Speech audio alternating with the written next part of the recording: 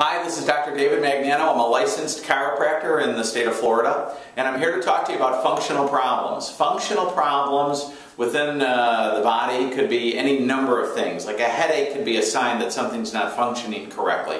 Many cases, sinus problems. Maybe trouble with the thyroid is a functional problem. Breathing trouble, stomach trouble, digestion problems. All those things can be functional problems.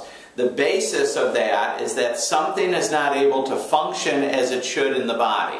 So what we want to do is we want to then look at what causes the body to work correctly. What allows the body to function and to heal and to work as it should. There's one system that's responsible for that. A lot of times somebody will say it's the cardiovascular system or there are other systems. But there's actually one system that's responsible for controlling and coordinating all of the functions in the body, and that's the nervous system. The nervous system basically consists of the brain, the spinal cord, and the nerve roots that travel to all the organs, glands, tissues of the body. Whether it be a nerve traveling down the shoulder, arm, and hand, as you can see in this picture right here, controlling the functions of those joints and muscles, or whether it be a nerve that travels to the mucous membranes of the nose and the palate, which could cause a functional problem such as sinus trouble or allergies. So the main thing to look at is the nervous system, which is the brain, the spinal cord, and the spinal nerve roots are responsible for controlling all the functions in the body.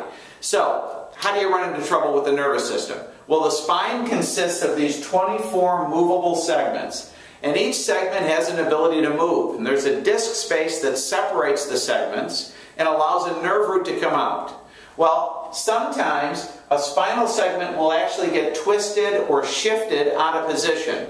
That puts pressure on the disc, and then more importantly, it puts pressure on the nerve.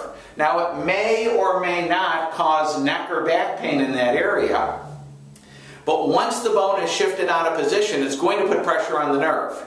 And then what do you think happens to a nerve that is shut down, or any organ that is connected to that? Let's just take a look at this very simply. Let's say in the top portion of the neck, there's pressure on the nerves traveling to the sinuses, to the mucous membranes of the nose and the sinuses. Well, that's going to allow those areas to not work or function as they should, which then allows those areas to start to go downhill and actually become a functional problem, become a symptom, could lead to a disease. They've actually shown by study, if you irritate the nerves in the neck that travel to the mucous membranes of the sinuses, the mucous membranes actually swell by about 40%. Of course, that would lead to a lot of congestion, could lead to pressure, could cause sinus headaches. It's also a very good breeding ground for somebody that would have allergies or infections. So you can medicate the sinuses to reduce that inflammation, but that actually wouldn't fix the cause of the problem. So if the cause of the problem is actually an irritated nerve, the best way to handle that is to relieve the pressure on the nerve. And that allows that area of the body to start to function normally, which means it should be able to heal and recover from its problem. All the symptom is, whether it's a functional problem or not, all the symptom is a sign that the body's not working as it should.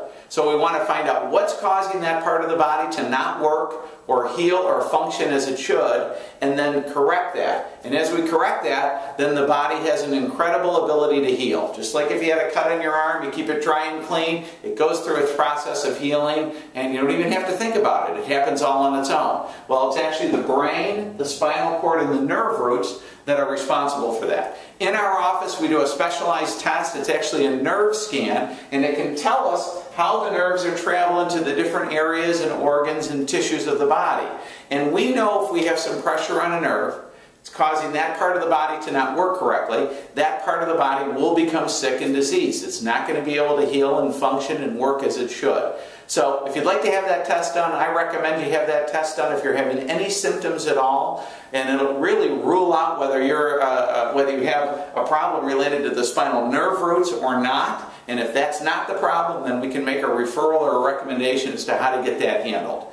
So once again, my name is Dr. David Magnano. I'm a chiropractor. I've been in practice for over 28 years, and I really enjoy figuring out what's wrong with somebody when they come in and helping them to get to their maximum health. So thank you.